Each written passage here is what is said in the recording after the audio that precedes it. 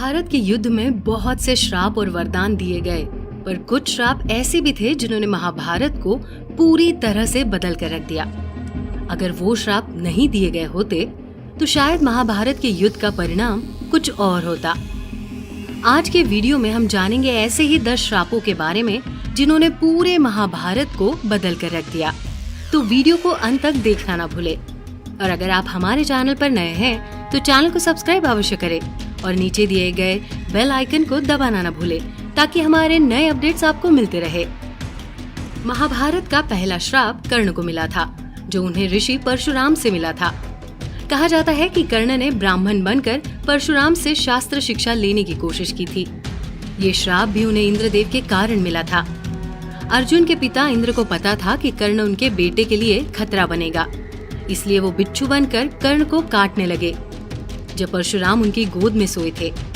जब परशुराम जागे तो उन्होंने कर्ण को लहूलुहान देखा।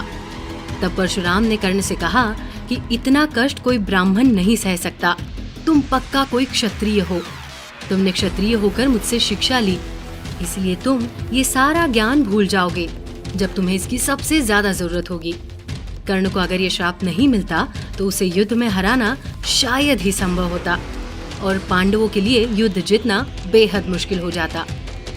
महाभारत का दूसरा श्राप कुरुवंश की रानियों को मिला था।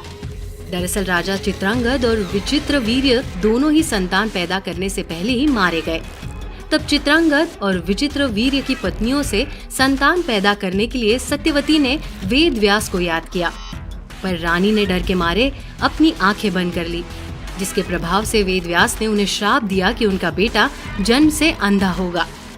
इसी श्राप के प्रभाव से धृतराष्ट्र खुद भी जन्म से अंधे थे, इसलिए पांडु से बड़े होने के बावजूद उन्हें गद्दी हासिल नहीं हुई और गद्दी सबसे छोटे बेटे पांडु को मिली। यहाँ ये भी कहा जाता है कि धृतराष्ट्र पिछले जन्म में एक क्रूर राजा थे जिन्होंने एक हंस के जोड़े की आंख निकाल दी थी, जिसके कारण उन्हें अंधे होने का श्राप मिला था। ये बात अलग है कि पांडु के वन जाने के और उनके मृत्यु के बाद धृतराष्ट्र ने गद्दी संभाली, पर वो कभी भी पूरी तरह राजा नहीं बने, क्योंकि उन्हें राजा से ज्यादा संरक्षक समझा गया, जिन्हें पांडव पुत्रों के अवधि होने के बाद उन्हें गद्दी सौंपनी पड़ेगी। अगर रानी को ये श्राप नहीं मिलता तो न धृतराष्ट्र अंधे होते, न उनके बदले उनके छोटे भाई को गद्दी मिलती और महाभारत का क्लेश शुरू ही नहीं होता। महाभारत का तीसरा बड़ा श्राप राजा पांडु को मिला था। राजा पांडु के बारे में कहानी मिलती है जहां उन्होंने हिरण के धोखे में ऋषि कर्दम की हत्या कर दी थी। दरअसल ऋषि कर्दम वन में हिरण के रूप में अपनी पत्नी के साथ प्रेम कर रहे थे। तभी पांडु वहां शिकार खेलने आए। ऋषि की आवाज को हिरण की आहट समझकर उन्होंने तीर चला दिया, जिससे ऋषि कर्दम की मौत हो गई और उनकी पत्नी वियोग में चल बसी। मरते मरते ऋषि पांडु को श्राप दिया गया कि अगर उसने कभी भी अपनी पत्नी को छूने की कोशिश भी की तो वो भस्म हो जाएंगे। यही कारण था कि पांडु 2 पत्नियां होने के बाद भी संतान उत्पन्न नहीं कर सके।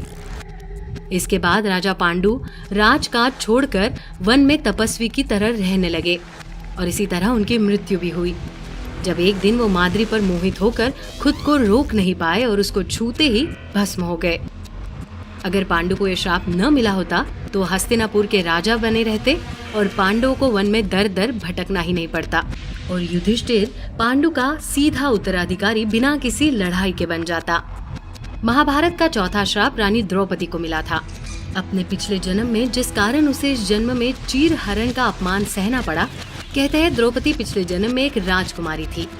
कहते हैं कि राजकुमारी एक दिन अपनी सखियों के साथ सरोवर में स्नान कर रही थी। तभी वहाँ एक साधु भी नहाने पहुँचे। उन्हें नहाते देखकर राजकुमारी को एक शरारत सूझी। उसने ऋषि के कपड़े उठाकर कहीं और छुपा दिए।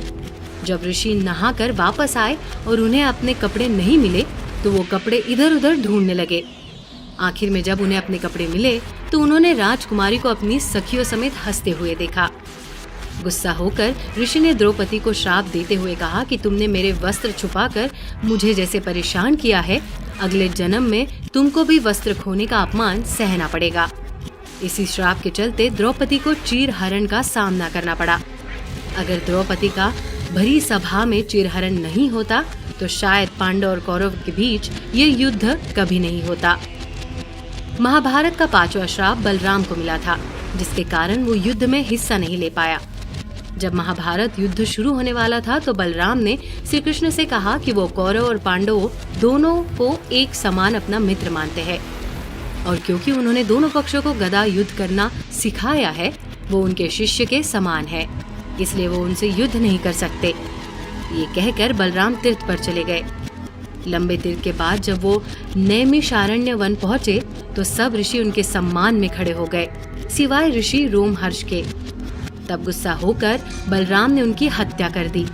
तब सभी ऋषि मुनियों ने उन्हें सलाह दी कि वो पूरे देश के सारे तीर्थ की यात्रा करके आए, तभी उनसे ब्रह्म हत्या का पाप हटेगा। इसलिए बलराम ने अपना पूरा समय तीर्थों में बिताया। वो इकलौता अवसर जब वो किसी तरह युद्ध में सम्मिलित हुए वो तब था जब उन्होंने दुर्योधन और भीम के बीच हुए गदा युद्ध का निरीक्षण किया था। अगर बलराम ने युद्ध में भाग लिया होता तो युद्ध 18 दिन से पहले ही समाप्त हो जाता, लेकिन क्योंकि बलराम भी नारायणी सेना के हिस्से थे, इसलिए उन्हें कौरवों के पक्ष से ये युद्ध करना पड़ा, और ये पांडव सेना के लिए बहुत नुकसानदायक होता। महाभारत का छठा श्राप स्वयं श्री कृष्ण को मिला था, जिसके कारण उन्हें भी अपनी मृत्यु का अनुभव करना पड़ा। गांधारी के श्राप के कारण श्री कृष्ण के वंश का नाश हो गया था। इसी तरह शुक्राचार्य का श्राप श्री कृष्ण की मौत की वजह बना।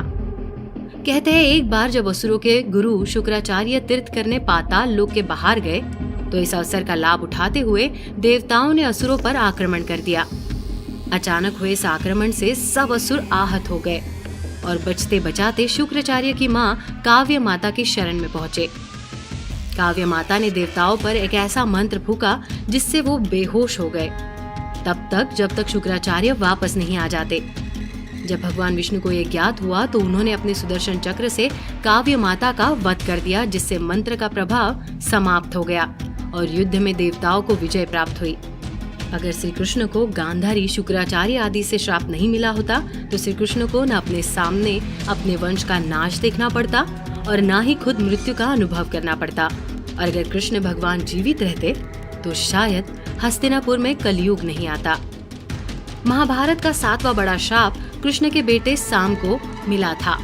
साम की उदंडता से दुखी ऋषियों ने उन्हें श्राप दिया था कि लोहे के जिस शास्त्र को वो अपने पेट पर बांधे प्रदर्शन कर रहे हैं वो उनके कुल के नाश का कारण बनेगा।